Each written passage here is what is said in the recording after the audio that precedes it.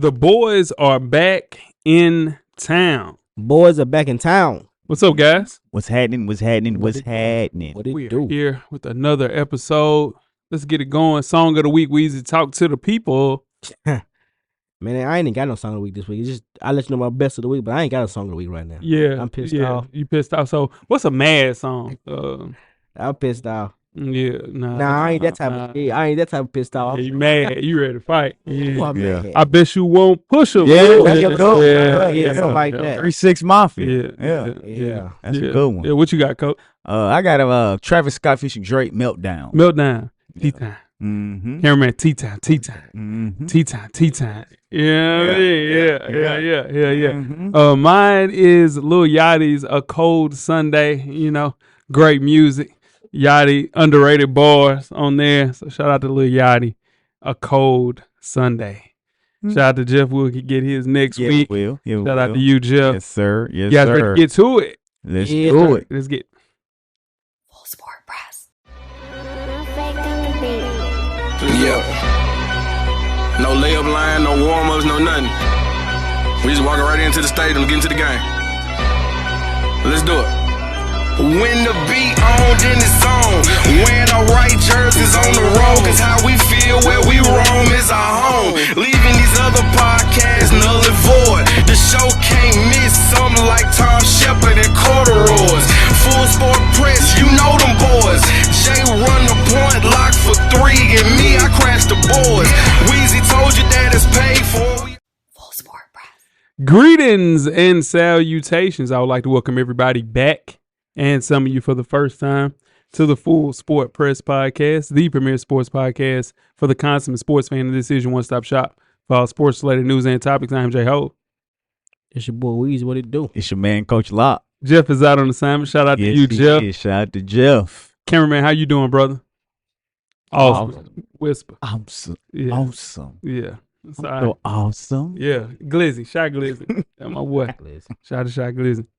Episode 400. Nah, it's not 400. It's not. It's episode. It's episode 505. We're bringing the 2023 football season to an end by fixing our NFL teams for 2024-2025. FSP style. Always FSP style. You better damn know it. Better damn believe it. Coach Locke, best of the week. Talk to the people. My best of the week, man. Shout out to the fiance, man. She led her basketball team to the state playoffs in Texas for the first time, probably in, I think they hadn't been in 6 or 7 years. Yeah. So her first year there, she led them to the first round of the playoffs. They went 21-11, I think. Look at that, man. Yeah. So 20-win season is always a big deal in basketball, man. Coaching is strong in the Lockridge household. It is. Strong coaching. Oh man. Strong coaching. Oh man. Shout out to T. Somewhere you don't want to be if both of you done lost on the same night. Oof. It's a long night. Oh, it's a long night. Yeah. Ooh, slow singing if I man. Yeah. Yeah. Weezy, talk to the people. Best of the week. Best week for me was the Super Bowl, man. It was a good game. We saw a really good game for the Super Bowl. Yeah. My best of the week. Back. No. It's all a good game. It's the first overtime game. Let it go, bro. I ain't shooting no shots. Okay. My best of the week is Shaq with his third jersey retirement. He got his jersey retired in Orlando, the third NBA star to have his jersey retired by 3 different teams, joining Wilt Chamberlain and Pistol Pete Maravich. Shout out to you, Shaq. Long overdue. Yeah. Long overdue. Yeah. Yep. Worst of the week, Weezy. Talk to the people. Worst of the week. Yeah, if you know, I have been is the BetMGM app, man. Yeah. Yeah. I don't know if anybody heard anything called self-exclusion from your app, but I've been self-excluded. They said I pushed the button. I didn't know I pushed, and I don't even know what to do. I ain't call a lawyer. Coach, you think it's funny? I'm losing my mind. If there's any lawyers that listen to the show or anything like that, please help me out. I got one on retainer. We can get you there. You need help. Yeah. Need help. I got you. Yeah. Because, you need help. Yeah, bad. Yeah. Bad. Yeah, so it's just bad. Yeah. Just leave it at that. Yeah, Just, it's bad. Leave it at that. That's tough. Yeah. My worst of the week is 0-3, and let's move on. What you got, Coach? I second that motion. Yeah, I'm right. 0-3. Oh, Yeah, okay. okay. That's what we're talking about. Yeah, you up, Coach? Paul. Mm-hmm. Mm-hmm. Then make sure you check us out on iTunes, Facebook, IG, Google Play, Spotify, YouTube, Amazon Music to catch up on the full archive of past episodes of FSP by simply searching Full Sport Press Podcast.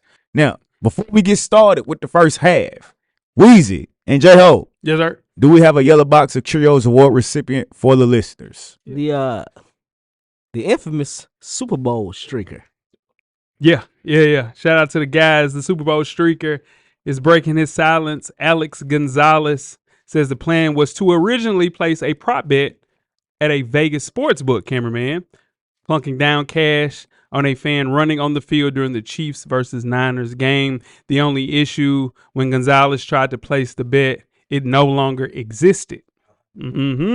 So at that point, he said he was already committed. So despite spending over $40,000 on tickets, he decided to go forward with the plan, knowing he'd never get to finish watching the game or cash in on the bet. Gonzalez ultimately ran onto the field for several seconds before giving himself up to security officers who were closing in before leading him to a holding cell in the back of the new stadium. I know he's sick, but he had to go through with it. He had bought cleats. He had did everything that he was supposed to do.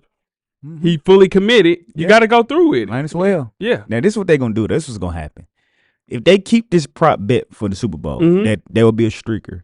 It's going to be an asterisk on it somewhere that says, if you're the streaker, it's going to cancel your bet. It's going to cancel the damn bet. Because you cheating the house, basically. Yeah. Well, hold on here. What's the criminal charges behind it? It's a felony. It's not a felony. It is a misdemeanor. It's a misdemeanor. It's a misdemeanor. Yeah. So you can make the bet. Put it on your man. Throw me some bread. Yeah. And go out there and try to dodge that. Yeah. You ain't got to dodge. You got to dodge. Because you're going to get caught. You're going to get caught. Eventually. Yeah, you're going to get caught. I'm going to dodge about 2 or 3 of them. No, you're going to get caught. You're going to jail, too. You definitely going to jail. dodge, but you're going to get caught. No, you're going to jail. So whatever you bet on, you better make sure it's worth it. Yeah.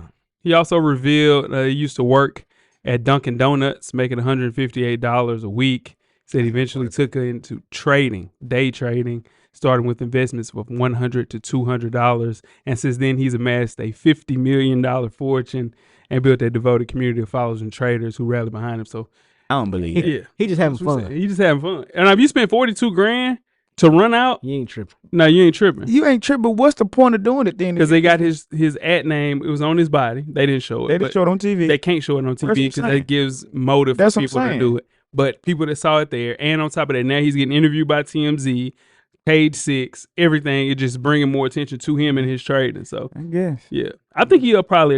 I don't think he up 50 million. Yeah. That's the thing.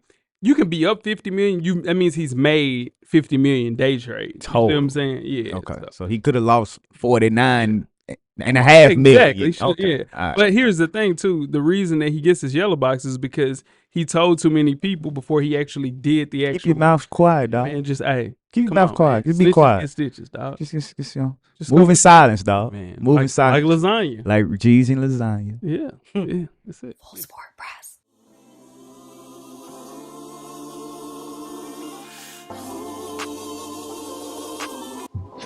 This your boy FSP Weezy. Join us each and every Monday on all streaming platforms. And don't forget, everything is paid for. The Revolution will be podcasted. First half, the hottest sports news of the past week, like we do each and every week here at the Full Sport Press Podcast. Before we get started, I am J Hope.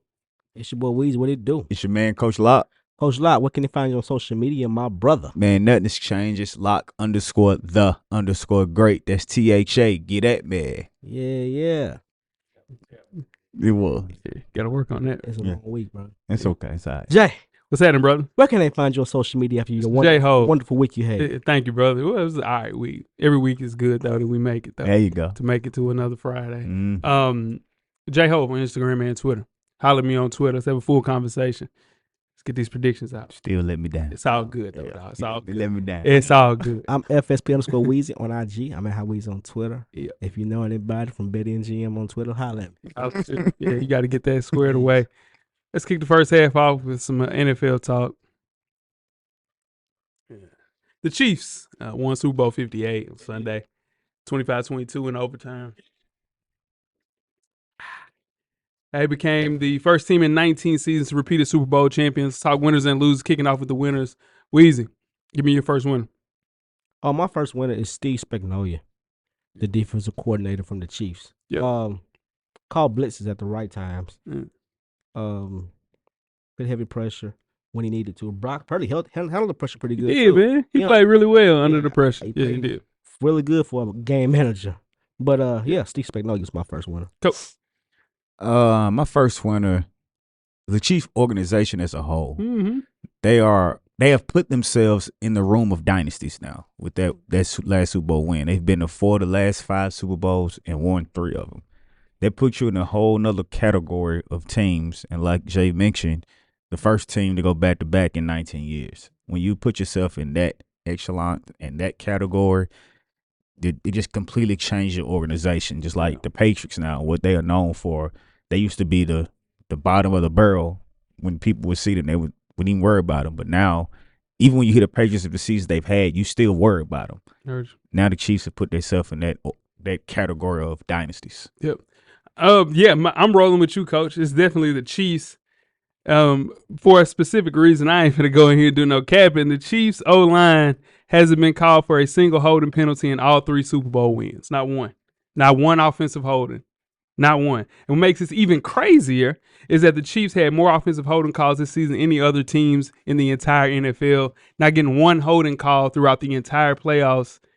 Very different right there. The only holding call in the Super Bowl was 2019 for a wide receiver holding call. So, yeah. Did you see holding calls that should have been called? Yeah. Yes. Yeah. And it's the thing. I'm an equal opportunist. It was both sides. We had some plays where we should have been called for holding, didn't get called for. McKenna doing right there. Yeah, he's holding. They're holding. Holding Fred Warner right there. They was holding. It's 36 in overtime. Yeah, it changed the game. Yeah, can't do that. Changed the game. Yeah, hard to win games like that. Very, very difficult. Very difficult. Any other next winner? What you got, Weezy? I'm just keeping it real. Those are facts. So okay, was that not holding? Absolutely, but that didn't affect the outcome of the game. It's 3rd and 6 in overtime. It changes it to 3rd and 16. Okay. Yeah, what you got? What you got, Weezy? Okay. Yeah. See, yeah. Yeah. Oh, my other one was Travis Kelce. Travis Kelce showed up big in the second half. Showed up big. He caught 80% of the passes thrown to him. All of a sudden, I think he had 102. I think he had 88 yards receiving. 40 of it came in the second half. Travis Kelce needs to thank Dre Greenlaw's Achilles. That's what he needs to thank. I'm not saying guarding him in the first half. I'm saying you went wrong. I'm not saying you're not. I'm just saying. Yeah, I'm telling you. If he don't get hurt, that's a lot different. He was crying to the coach, Dre Greenlaw. It's a lot different. Oh, well, he should have been in the game. He wasn't even in the game. That was a yeah. Well, I'm saying he's frustrated. Dre Greenlaw had a really Travis good job. Kelce, any superstar, he should have been in the game on that moment. I'd have been mad too. But if he'd have been in the game, wouldn't that happen though? Yeah. But yeah. Another winner. Yeah, Pat Mahomes, man. Yeah, let's talk about it. He's one step closer to catching the GOAT, Tom Brady, because Tom Brady's still the GOAT. Let's just be clear. Pat Mahomes is on a path to get there, but at the end of the day, he still has to win 3 more. He has plenty of time to do it. Not saying he won't, not saying he will, but we can't give him GOAT yet because of what he's done, because at the end of the day, we're judged by our career. So are we going to say Pat Mahomes is the GOAT if he doesn't win another one?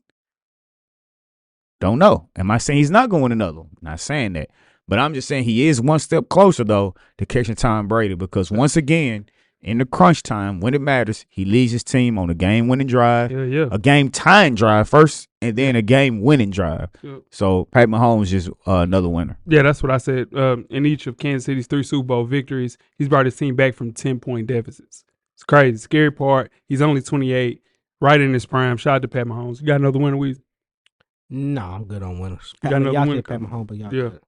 I will give it Brock Purdy, guys. He was not the winning quarterback, but like Weezy mentioned, he was getting blitzed, and on those blitz packages, he played exceptionally well. Shouldn't answer any questions that we have as far as the quarterback position. He's really good. He needs pieces. He's not Patrick Mahomes, one of those guys that can make people better. He is one of those guys that need a stacked deck, but he was measured, played really well with a lot of poise, took care of the ball. Very polarizing figure if you look at game managers, but he played well enough for us to win that game, and we lost. Yeah, he went 5 for 8 when he was being blitzed. Yeah, Mhm. 100%. Yeah, so I think he played really well, good enough to win that game. He played really Oh, well. for sure. Play really well. I- Go ahead. I think we could take the game manager, probably take it off his record. Yeah, nah, he's still a game manager, but a really good one. Losers, In Weezy. your opinion? Yeah. Losers. I got my first loser is San Francisco. Brandon Ayuk. Brandon Ayuk couldn't get off the line of scrimmage. He's having a long night. He couldn't get off the line of scrimmage. That boy was jamming him at the point of attack. That was my first loser. I mean, because he's considered one of the others on that team. So the others have to show up a little bit so the big boys can get off. Yeah. Mhm. He didn't show up at all. Coach? I have George Kittle as a loser. Yeah. Only having 2 catches of 4 yards in a whole game is not George Kittle-like. Now, whether that's not because we were not looking for him or he couldn't get open, I don't know what it was. But if you go into this game and you tell me George Kittle's going to have 2 catches of 4 yards, I'm probably going to say we're not going to win the game. Yeah. Exactly. Because we need him to make plays. We don't need him to have 150 yards, none of that, but we need him to have that 50, 60 yards to get us that blanket that we have when Debo or Ayuk is not open or Chris McCaffrey can't get going and out of the backfield. We need George Kittle to be that safety blanket, and he didn't have a game. I'm with you. My first loser is Kyle Shanahan, not necessarily considering the fact of him or what he didn't do and what he did do. We ignored, and Coach Locke was saying this during the game, we ignored our AP Offensive Player of the Year, Christian McCaffrey, in 3 first drives in the third quarter. You can't do that. 3 consecutive 3-and-outs right there. All the 3 of our Super Bowls that we played in, 0-3. Shanahan has been a head coach or an offensive coordinator. His team has been held to at least a 10-point lead, and 0-3. You can't get up 10 and lose games like that. He's a great coach, great offensive mind. It's just a monkey on his back. It's one of those things where, it's hard to get to a Super Bowl, but to go as often as we have and not win one, he's the only person that hasn't done so. It's a lot on his plate right there, a lot on his jacket. And, it had a lot to do with the defense, but it had a lot to do with the offense as well. Mm-hmm. Another loser, guys?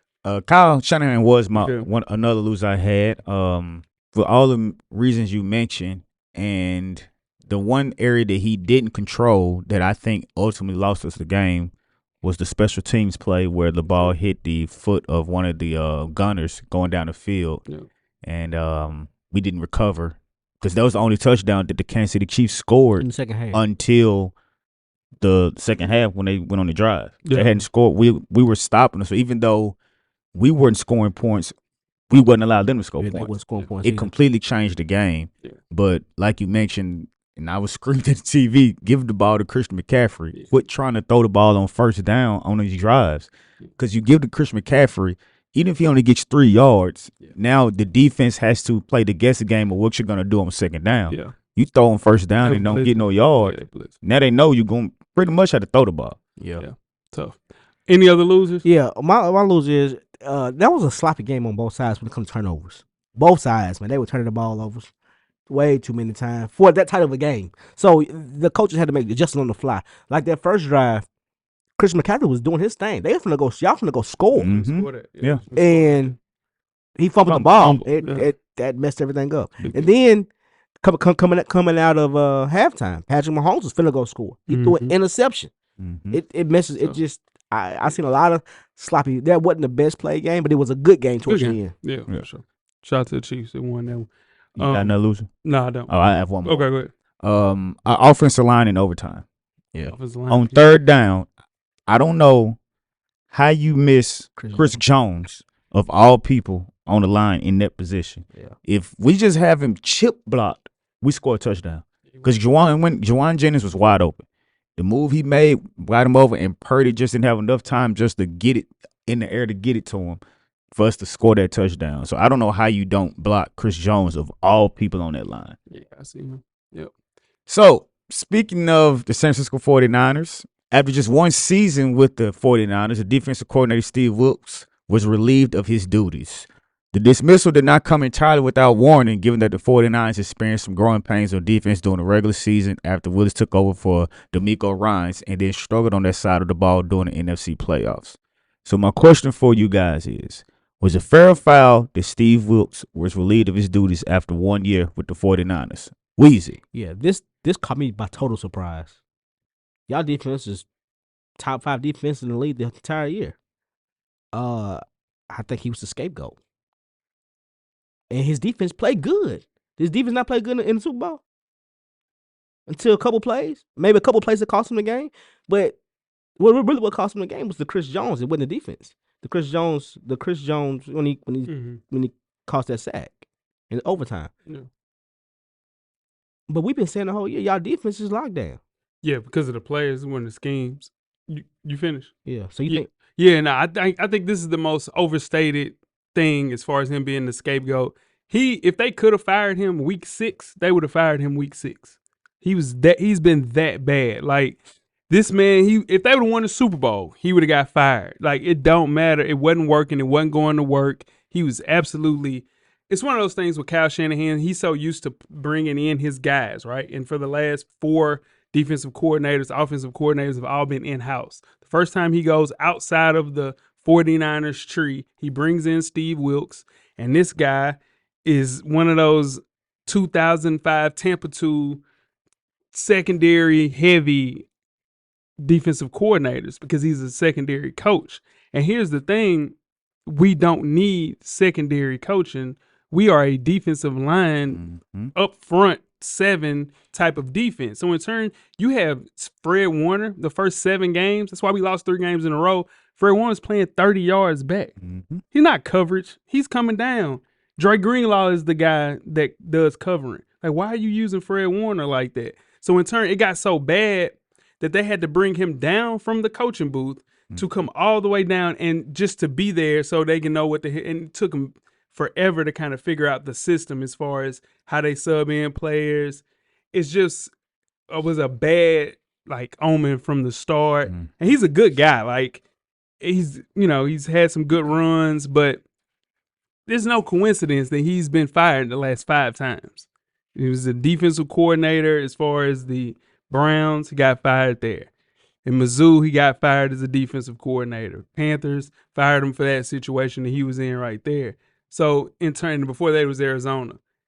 It's just an old defense. That Tampa 2 weird secondary defense is for 2005 defense. If you got Ray Lewis and you got Ed Reed over the top, we don't have it. We are heavy on our front line, and he was gonna lose it. He's a dinosaur defensive coordinator, and he would have got fired in week 6 if we could have done it. Yeah. This was fair. I know a lot of people are looking at it because it was so much light on the Super Bowl, and like we said, the defense did their job early. We did our job second half for the most part, but what you have to look at is the 49er fans that watched them all year.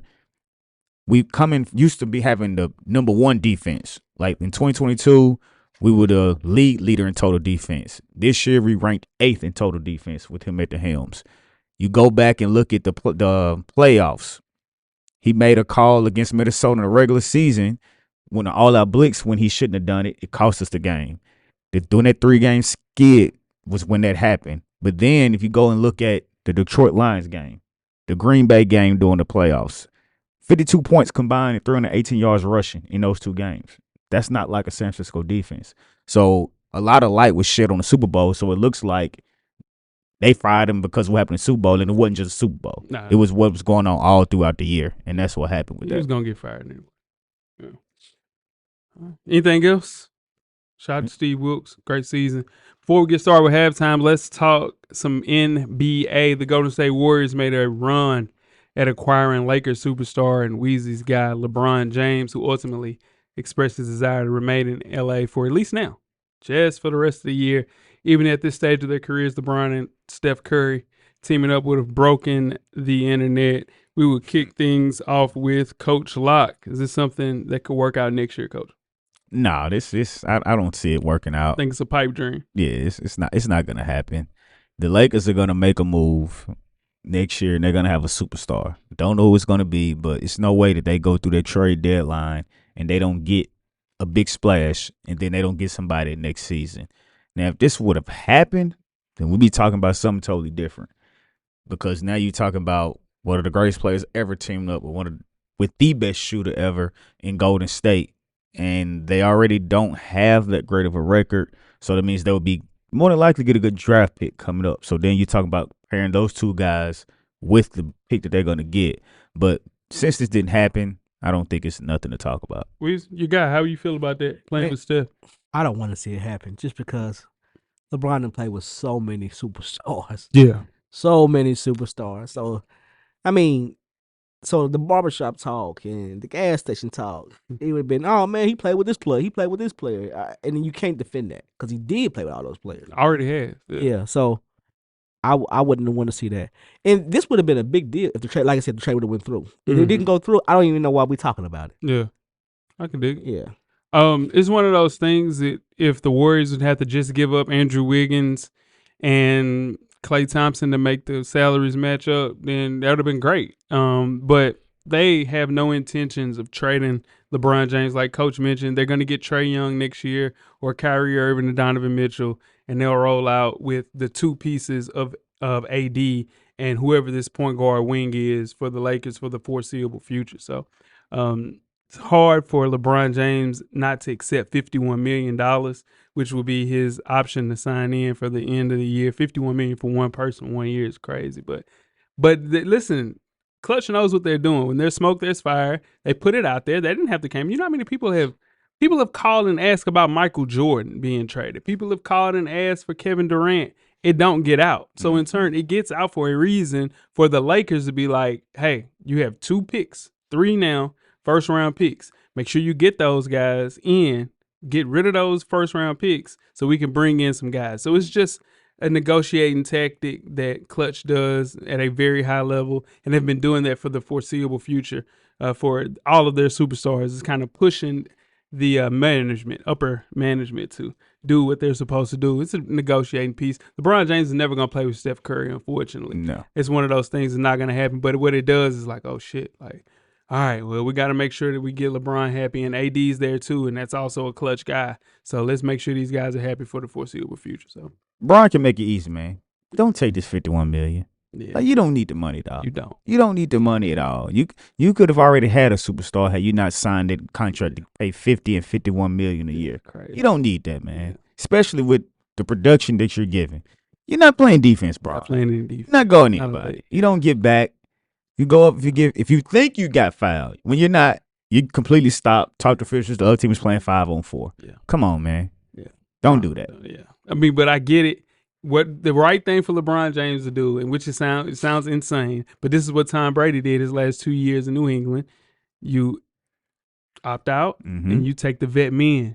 Mm-hmm. The vet men is 5, Mm-hmm. and you can get 2 players in. Wow, you got $45 million, 46 to play with. And that's Trae Young and also DeMar DeRozan. And now you have a championship and a chance to win at a high level. Mhm. Just do the right thing, LeBron. Like Spike Lee. Yeah, but he's not gonna do that. You think he gonna take the 50? Absolutely. He gonna Nah. he gonna Nah, go he not gonna do if it. his son gets Nah, drafted. I'm telling you, He not Coach, gonna take the 50. Coach, he's gonna take Huh? that. Coach, he's gonna take that 50 million. He'll be You know a why? hoe. Yeah.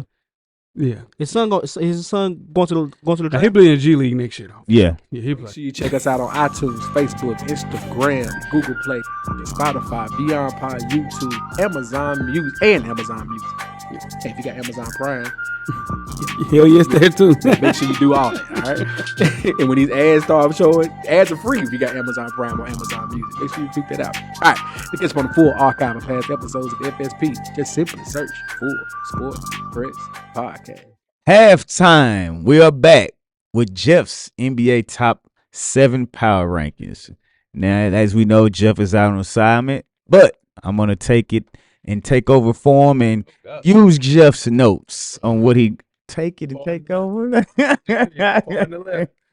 on the left. Okay, my bad. So we're going to start off first with the league past legends of the week, and we have none other than Paulo Banchero's Orlando Magic. They are winners of their last 10. They've won 7 games, fellas. So they're figuring some stuff out there in Orlando. Mm-hmm. So we're going to start with number 7 of these power rankings. We have the Phoenix Suns, who are winners of the last 5 of their last 6, coming off of a tough loss to Golden State. Jeff, Probably didn't like that. You know, he's not the biggest Steph fan, but my coach J Hove probably was feeling good about that.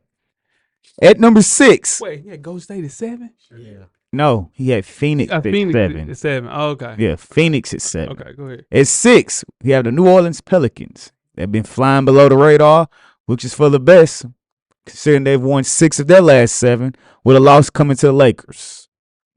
At number 5, speaking of the Lakers, we have the Los Angeles Lakers, winners of 6 of their last 7. AD has been balling out, even though LeBron has missed a couple of games here and there. But AD and Rui put on the show the other night. They did. At number 4, the Golden State Warriors, winners 8 of their last 10 with a big win over the Phoenix Suns. Moving Klay to the bench seems to work out because Klay had a big night, putting up 35 coming off the bench. At number 3, the Cleveland Cavs, riding a 9-game winning streak, but they did lose on a last-second shot to the Philadelphia 76ers, but got right back to business. At number 2, the Boston Celtics, winners of their last 6. Now, they're going in the soft part of the schedule before the break, but none other. They've won 6 straight going into the All-Star break. All right. At number 1, the Dallas Mavericks. They've won 6 straight. Getting Grant Williams out of town is working for everybody, it seems to be. And they have a big win over the New York Knicks in Madison Square Garden and OKC at home. That's a bad That list. is That's a bad list. Golden State is top 7 power That's rankings. ridiculous. The boy, they won 6. They won 6 of their last 7 games. 8 of their last 10. Hey, come on, man. That's The bullshit. Cavs have won 9 straight. Yeah, but that's I ain't finna do that shit. Yeah. Anyway, Y'all ready to get started with the second half? let's get it. All right. Full Sport Press.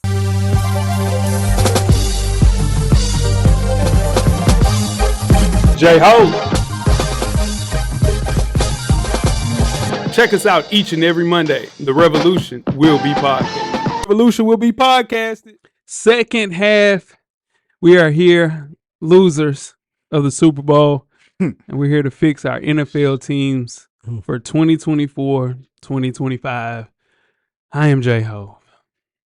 This your boy Weezy. What it do? It's your man, Coach Locke. Did not think we would be doing this. Jesus. We should have been in this situation like, oh, we Better got pop the shit. bottle. Shit, we bringing them right back. You know what I'm saying? Not so much. It's No. over with.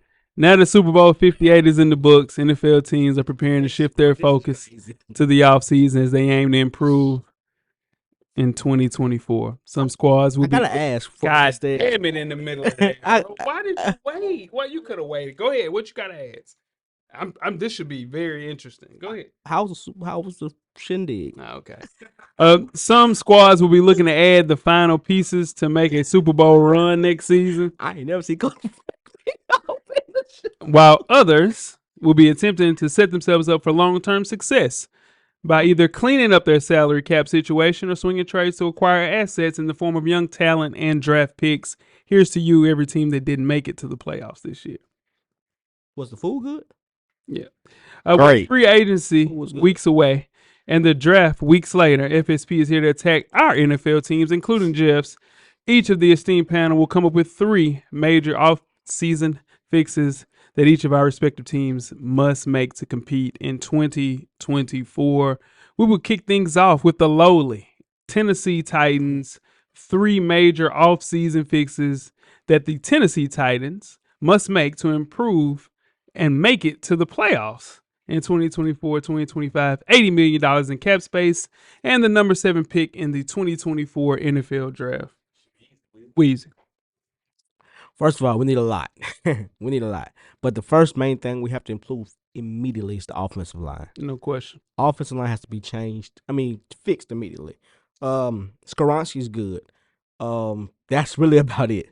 We got to get another left tackle. Yeah. Can we have a rebuttal when you talk about when Go you finish ahead. with the offensive line? Go ahead. I know it's your first one. I want to talk about your offensive line, but go ahead. Go ahead. Finish it up. But yeah, my offensive line. We have to Let me go 1, 2, and 3. Or No, just 3. Let's start with 3, and then because I agree, you guys have to fix that offensive line. yeah, 3 is off. Go ahead. Yeah, I just think that an upgrade in this area is crucial. After watching so many teams develop a quarterback, to have that quarterback to play at a high level and a rushing attack, you have to have a great offensive line. Titans allowed 64 sacks last season, coach. Top 5 worst in the NFL. And then you draft Peter Skoronski, who was basically the only shining bright light on that entire offensive line. So you have him. Well, Bronski was cool too. He was just a 1-year deal. And then also you paid Dillard though, who was trash. You gave him 12 sacks. That was a bad pick. And you gave him $29 million.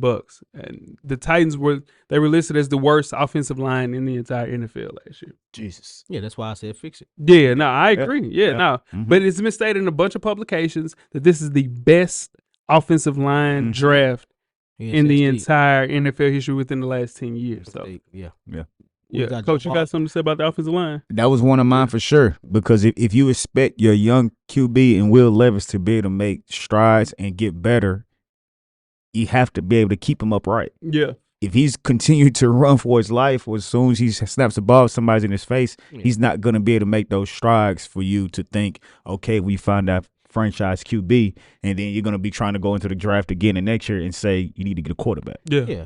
Today's game is played inside out. The trenches start the trenches. Yeah. We gotta do better at the trenches to keep our quarterback upright. And here's the thing. You guys at 7. Joe Alt can be there at 7. You get him. Maybe, yeah. He could be there at 7. what's And the then lot you of- go right back with Cooper BB on that second joint.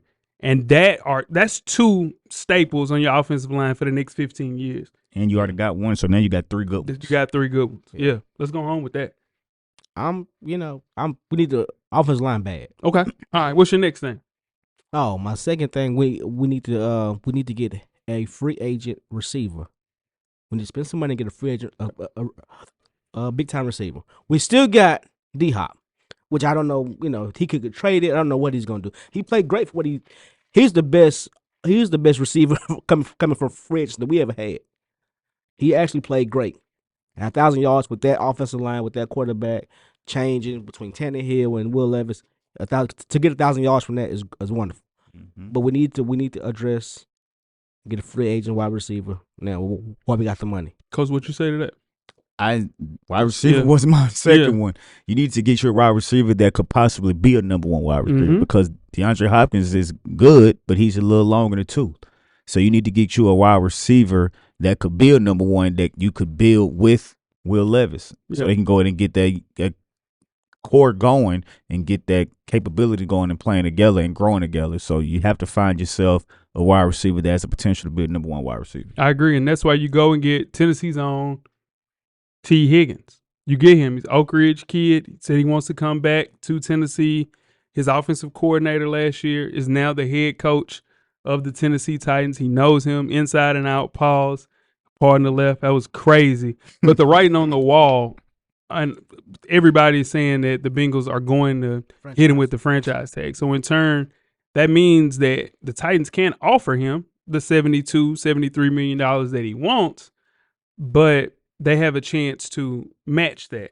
And I don't know if the Bengals are going to do that because they got to pay Chase next year. And then they already paid Burrow $300 million. So in turn, they're going to lose Joe Mixon this season. He's gone. It's just tough, but the market value at $74 million is a good get for a guy like T. Higgins, who I think is a wide receiver 1. It would be good for the Tennessee Titans. So it just makes sense. You got to make that happen. Yeah. Yes, sir. And your last offseason fix for the Tennessee Titans, Weezy. My last offseason, it's just I just went 1, 2, 3. We need a lot, but we need somebody in the secondary. We need a corner. Really? You think it's corner? Yeah, we need a corner bad. Okay. We had, I mean, if Derrick King comes back, he comes back. I would love to have Derrick Henry back, but we need a corner. We don't have a corner. Sean Murphy Bunting. He's one. Yeah, but he played the slot, but we don't have a like Yeah, that corner. cornerback. I think he's a good corner. Coach, what was your third fix for the Titans? Man, we's on the same page. Okay. They need a corner, and this is why they need a corner. The loss of Bayard in that secondary was huge for the Titans. Yeah. So you don't have that guy over the top that can still control the secondary, be the captain of the secondary. So you need to get you somebody that you can put on the outside and know I don't have to worry about him, or I don't have to worry about that side with the wide receiver because I have a cornerback over there. Yeah. So they need to get a cornerback, I think. And I think the way that teams draft now, you can get a guy in the third round, second round as a cornerback one and roll with the guys that you have now. I think that's the safest pick as far as like overspending to get somebody like L'Jarius Sneed. You guys have done that before. You guys have overpaid for Malcolm Butler and it didn't work. Yeah. You know what I'm saying? So, like, I think that you build with a guy in the draft and just let him get better. If you look at the Kansas City Chiefs, Trent McDuffie, all those guys are draft guys. But that's an in-house problem with us. Yeah, One of our worst things is we don't develop players well. at all. We don't develop players well at all. Yeah, On all around the game, offense, defense, Yeah. special teams, we don't develop players at all. yeah. So Mike Vrabel thing was he didn't like to coach young players. So you had to come in and be a veteran and play like a veteran. Yeah, So- which stunted the growth ultimately of people like Christian Fulton, He wide receiver guy who slips my mind. My mom loves Burks, Burks. Traylon Burks. Yeah, Yeah, but it's like both of them played hurt. Yeah. They got hurt almost every year. yeah. So that's tough.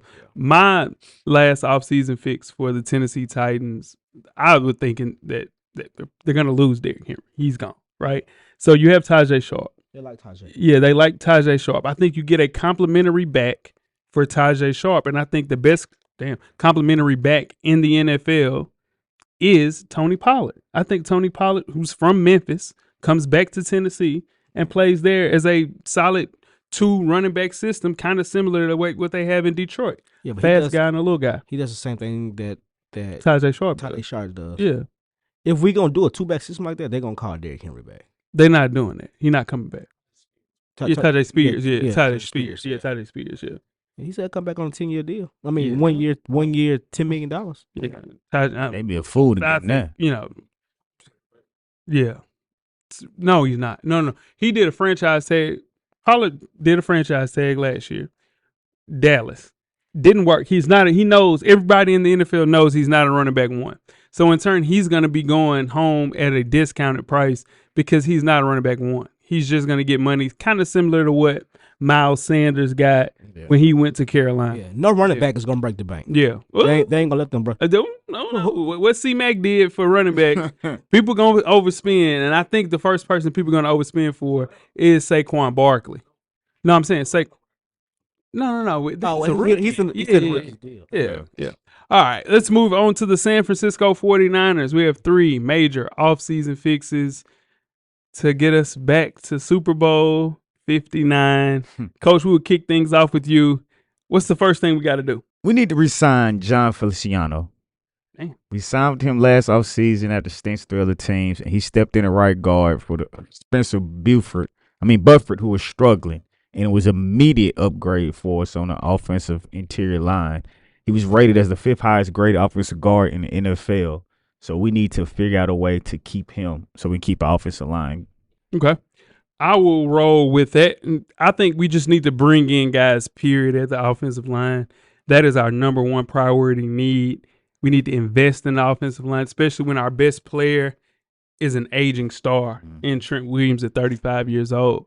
Changing that organizational philosophy that we have is just plug and play guys. We can't do that. We have to build a guy up, which we're really good at. We get guys, we draft them well, and then they go through the system and become number one guys. My bad, Jay. Are y'all ready to let him walk? He's not gonna walk. I'm just saying bring in somebody to play alongside of him so you can put him in when Trent retires. Okay. Yeah. If you learn anything from the Super Bowl, you look at having a strong offensive line is just as crucial as that strong defensive line. And I think it's almost a little bit more important because we had a bunch of, guys that on our team, right, that were names, things of that nature, like Jeff mentioned on our last show.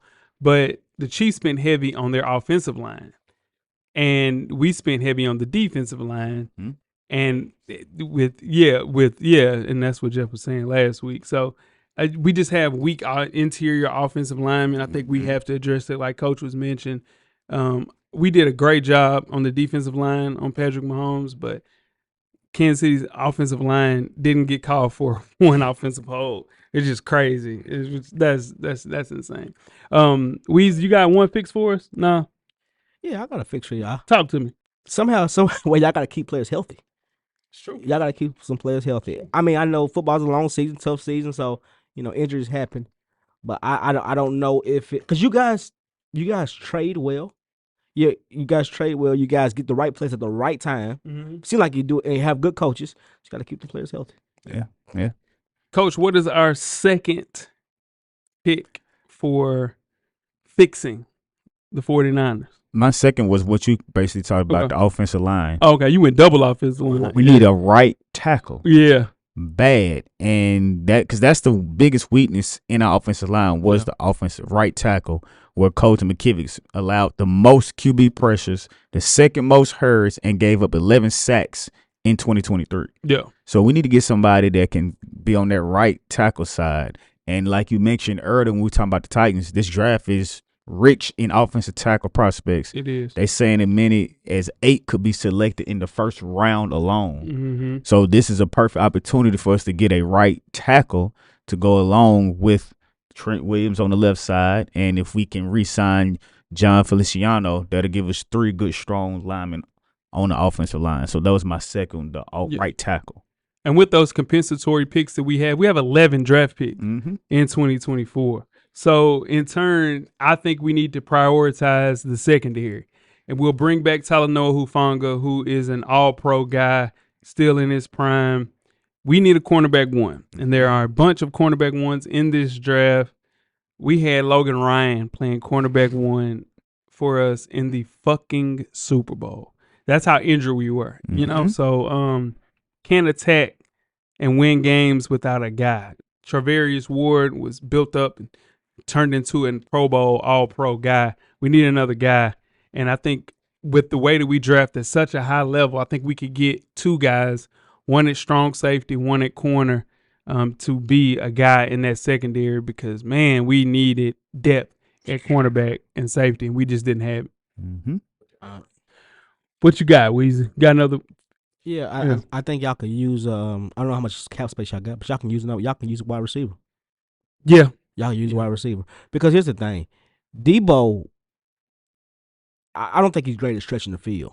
No. He ain't gonna really blow past nobody. No. But he get open and it's gonna be hard to tackle. No. You find somebody like Mike Evans that's gonna blow past, open the field up. I just think you guys need not saying a number one, but somebody that can stretch the field for you. Yeah. And that was Brandon Ayuk, and I think that I don't know what we're gonna do with him. But my last pick, as far as off-season fixes, Coach, you can kick things off with our last and final. My last one was I think we need to extend Ayuk. I don't know if we're going to be able to do it. I would hope we would because at the end of the day, like Weezy mentioned, if we don't have him, we don't have nobody to stretch the field. That's what he did. He was a Pro Bowl snub, which I don't understand how that happened, but he was selected to the NFL's All-Pro second team because he led the NFL in yards per catch and received the second highest grade at receiving for a wide receiver behind Tyreek Hill. So I don't understand how this guy doesn't make the Pro Bowl, but it doesn't matter. But if we can extend Ayuk, that'll help alleviate some of the pressure off of Debo because Debo's going to get hurt. Yeah. I don't know when. Yeah. You don't know how long, but he's going to miss games. We know that. Hard to watch that. Yeah, every game. My last one, man, is let's keep the band together. Let's do it one more time, man. Super Bowl window is still open. We have aging stars, Trent Williams, Kyle Juszczyk. We also have Javon Hargrave and Eric Armstead. I think we overpaid for Hargrave last year, which in turn, it worked out. He played well in the Super Bowl.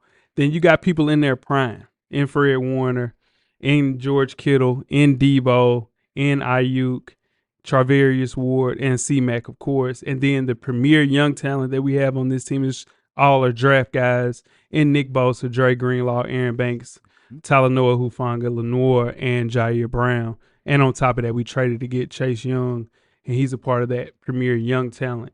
And then our quarterback is 24 years old with 2 years left on a super-duper rookie deal. So that's 17, counting Chase Young, 18 A, maybe A-plus talent on the roster. Then none of those guys that I mentioned are leaving. All of those guys are under contract. So the window isn't closed at all. It's still very open. I think we could trade some of the older guys to get some younger talent in there. But I think we run it back one more year and kind of see what we can do. I like that. Just long Chase Young don't try to get no big money. Oh, yeah, he's going to do that. He got to. He's a clutch guy. Yeah, clutch guy. Can we afford him? No, and I think he leaves. That's why I don't think we're going to be able to keep him. And that's why I think we get a person like Chop Robinson in the draft to replace him. Because I think this is the last year. Y'all play this year. Yeah. We're Brock Purdy on the rookie deal. I think next year he gets paid. Yeah, he has to. He's only making $900,000. Yeah. It's hard to get a He ain't studio gonna go back apartment for $500,000 Right. Yeah. in the Bay. He got a he roommate. Go back out there for $900,000. Yeah, not having a roommate, you the starting quarterback for the San Francisco 49ers. Yeah. Moving on to the Buffalo Bills, 3 major offseason fixes that they must make to win Super Bowl 59. Bills currently have 10 draft picks and virtually no cap space. So my first thing to do in order to get these guys rolling, they got to get under the cap by getting younger and healthy, which means they have to get rid of Tre'Davious White. Cameraman, he's missed 30 games in the last 3 seasons. Played just 10 games since 2022. That's not good. Yeah, so he just tore his Achilles this year. You got Matt Milano. You're going to have to get rid of guys. You're just going to have to cut guys, which is it's tough, and you're going to have to restructure some contracts, which is Josh Allen talking to you, and I'm also talking to Von Miller, or you get cut. It would save them $45 million in cap space if you get rid of Trey White and you restructure those 2 contracts. And then you can make some moves then. Yeah. So I would say getting under the cap space threshold because they're at $42 million in cap space. Yeah, I think Tre'Davious White and Von Miller are gone. They'll cut both of them. Okay. I think Von Miller goes first. But here's the thing with Tre'Davious White.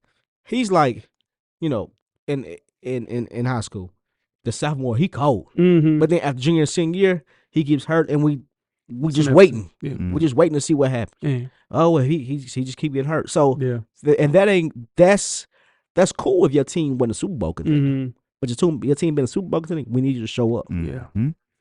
Tearing your ACL, tearing your Achilles this year. Big boy injuries in football. Really big injuries back to back, man. That's not good. Then you just got to get rid of guys. The next thing I have for those guys to do is to get a valid number 2 wide receiver. The Bills got to do something right there. You have 2 tight ends, 2 valid tight ends, but you do not have a second wide receiver. Gabe Davis let you down this year. He's hurt. He's going to be gone. They're going to cut him to get under cap space.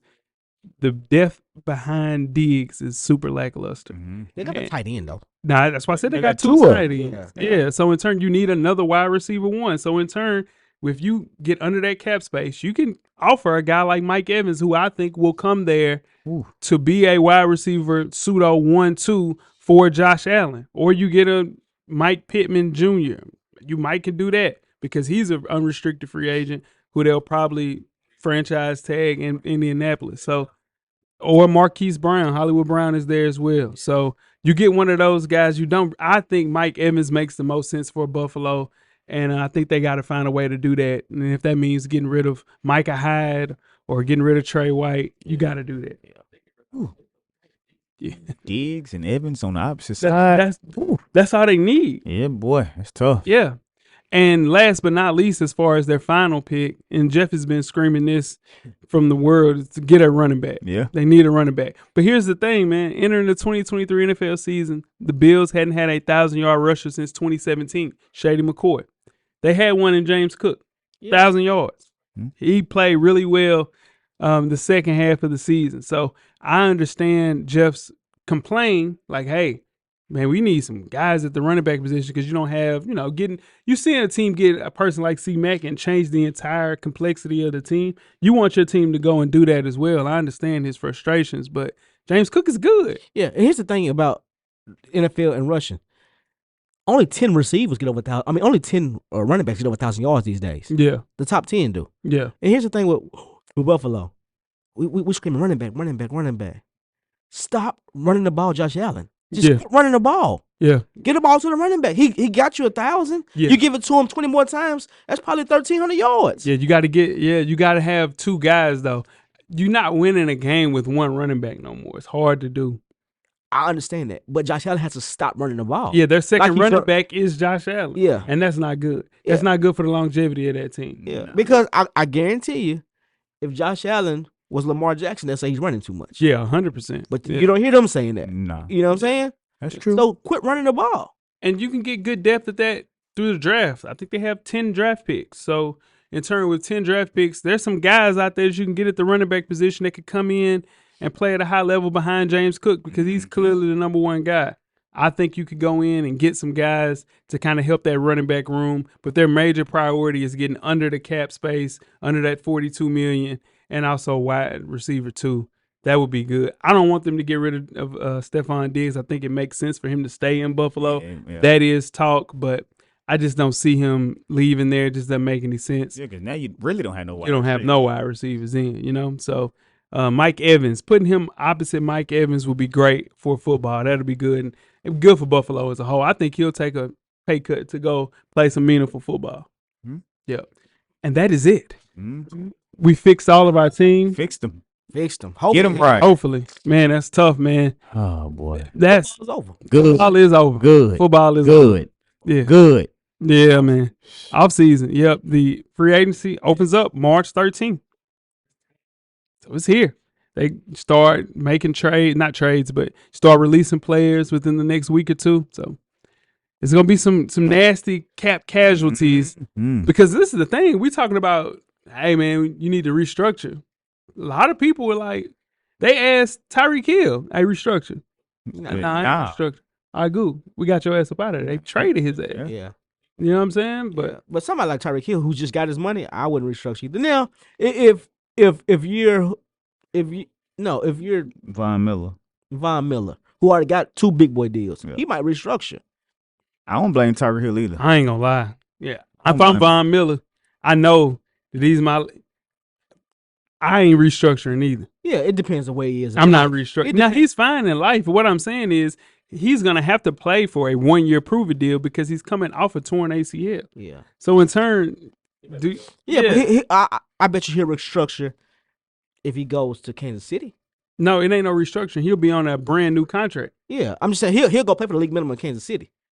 Just go get one more ring. He might not restructure if Buffalo. He don't think Buffalo can get there. The elephant in the room, what nobody's talking about, is Aaron Donald is there to be traded for.